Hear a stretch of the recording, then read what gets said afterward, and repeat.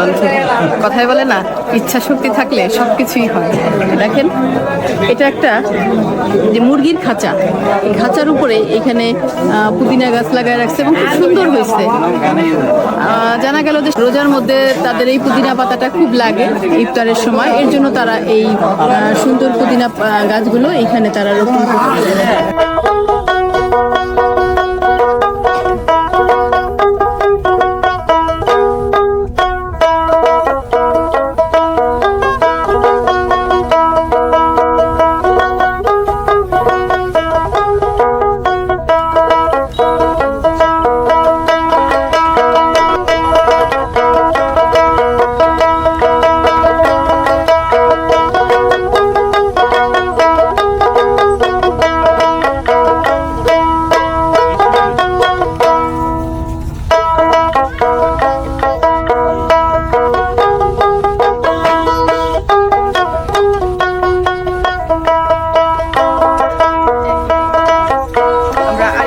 কুমড়া কিন্তু 2 হাত দিয়েও নড়াইতে পারি নাই, এত বড় ছিল।